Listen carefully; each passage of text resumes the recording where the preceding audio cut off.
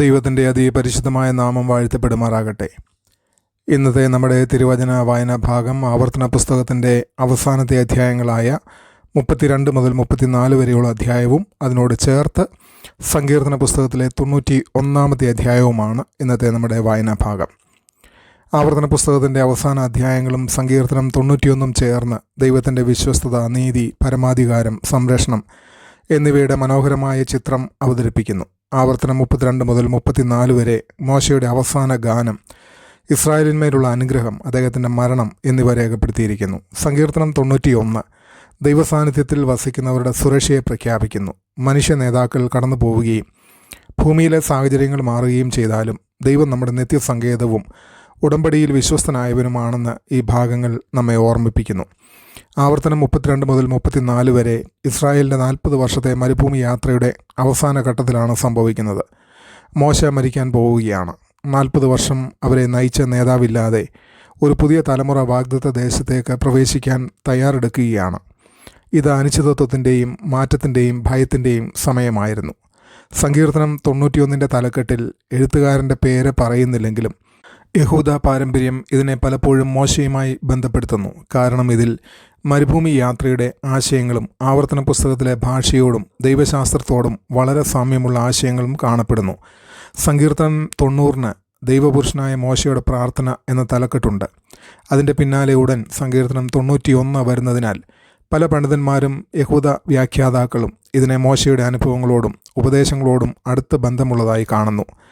ആവർത്തനം 32 മോശയുടെ ഗാനമാണ്.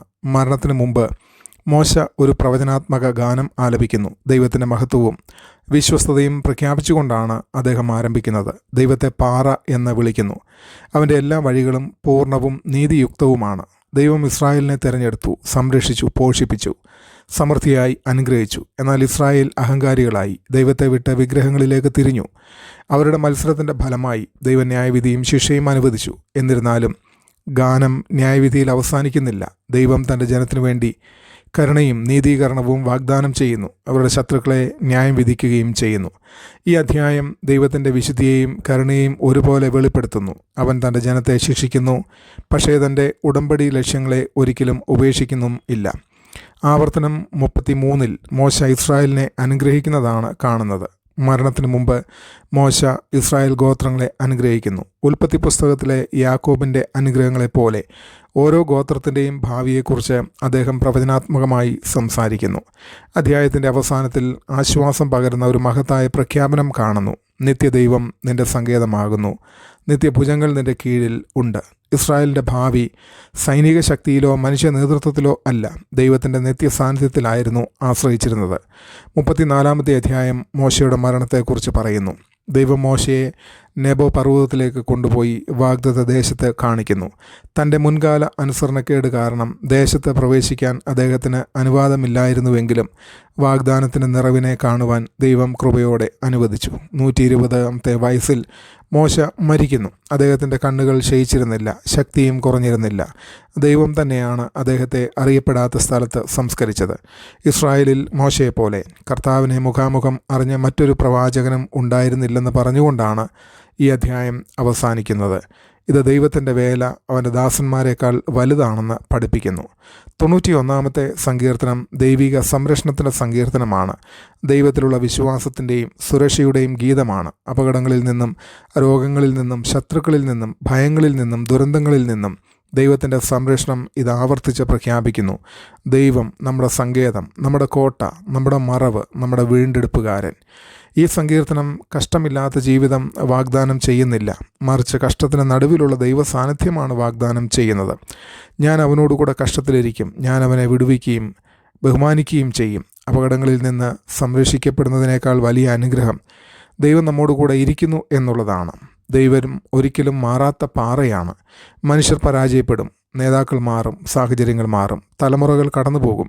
എന്നാൽ ദൈവം മാറ്റമില്ലാത്തവനാണ് എന്ന് ഈ അധ്യായങ്ങൾ നമ്മെ ഓർമ്മിപ്പിക്കുന്നു. സമൃദ്ധി ആത്മീയ അഹങ്കാരത്തിന് കാരണമാകരുത്. ഇസ്രായേൽ അനുഗ്രഹങ്ങളിൽ സമർത്ഥരായപ്പോൾ ദൈവത്തെ മറന്നു. അനുഗ്രഹങ്ങൾ നമ്മെ സ്വയം പര്യാപ്തമാക്കാതെ ആരാധനയിലേക്കും ദൈവാശ്രയത്തിലേക്കും നയിക്കണം.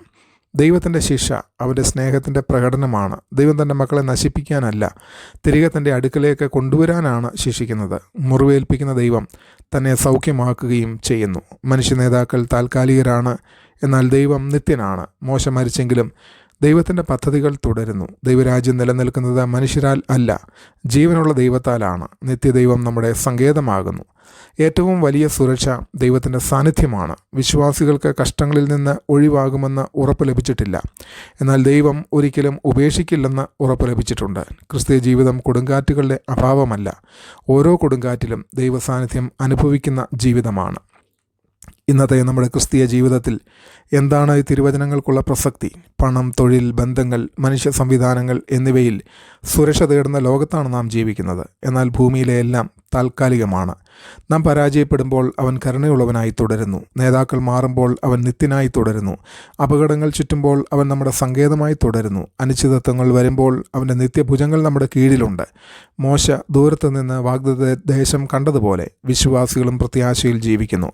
ദൈവത്തിൻ്റെ വാഗ്ദാനങ്ങളുടെ പൂർണ്ണത ഇനിയും കാണാതിരുന്നാലും ഇതുവരെ നമ്മെ നയിച്ച ദൈവം നിത്യാവകാശത്തിലേക്ക് സുരക്ഷിതമായി നമ്മെ എത്തിക്കുമെന്ന് നാം വിശ്വസിക്കുന്നു. ആവർത്തനം 32 മുതൽ 34 വരെ ഇസ്രായേലിൻ്റെ സുരക്ഷ മോശയിലല്ല, ദൈവത്തിലാണെന്ന് പഠിപ്പിക്കുന്നു. മോശ മരിക്കുന്നു, പക്ഷേ ദൈവം നിലനിൽക്കുന്നു. സങ്കീർത്തനം 91 അതേ സത്യം നമ്മെ പഠിപ്പിക്കുന്നു. നമ്മുടെ സുരക്ഷ സാഹചര്യങ്ങളിലും നേതാക്കളിലും ലോകത്തിൻ്റെ ഉറപ്പുകളിലുമല്ല, സർവശക്തൻ്റെ നിഴലിൽ വസിക്കുന്നതിലാണ്. സങ്കീർത്തനം 91 ഒടുവിൽ ക്രിസ്തുവിലേക്കാണ് വിരൽ ചൂണ്ടുന്നത്. അവനിലൂടെ നാം ദൈവത്തിൻ്റെ രഹസ്യസ്ഥലത്ത് വസിക്കുന്നു, പിതാവിൻ്റെ മക്കളാകുന്നു, നിത്യജീവൻ്റെ വാഗ്ദാനം പ്രാപിക്കുന്നു. ഈ രണ്ട് ഭാഗങ്ങളും ഒരുമിച്ച് വായിക്കുമ്പോൾ ഒരു ശക്തമായ സത്യം നമുക്ക് മനസ്സിലാക്കുവാൻ കഴിയും. ആവർത്തനം 32 മുതൽ 34 വരെ ഇസ്രായേലിൻ്റെ ചരിത്രത്തിലെ വലിയ മാറ്റസമയത്തെ ദൈവത്തിൻ്റെ വിശ്വസ്തതയുടെ കഥ പറയുന്നു.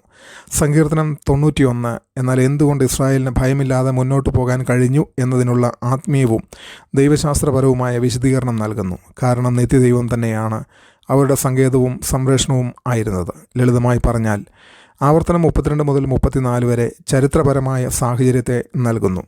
സങ്കീർത്തനം 91 ആ സാഹചര്യത്തിൻ്റെ ആത്മീയ വ്യാഖ്യാനം നൽകുന്നു. ദൈവത്തിൻ്റെ അനുഗ്രഹങ്ങൾ എന്നെ അവനിൽ കൂടുതൽ ആശ്രയിക്കുന്നവനാക്കിയോ, അതോ എന്നെ ആത്മീയമായി സ്വയം പര്യാപ്തനാക്കിയോ? ഞാൻ എൻ്റെ സുരക്ഷ മാറ്റം വരുന്ന ലോകകാര്യങ്ങളിൽ പണിയുന്നുവോ, അതോ സർവശക്തൻ്റെ നിഴലിൻ കീഴിൽ വസിക്കുകയാണോ? ദൈവം നമ്മെ എല്ലാവരെയും അനുഗ്രഹിക്കട്ടെ. ആമേൻ.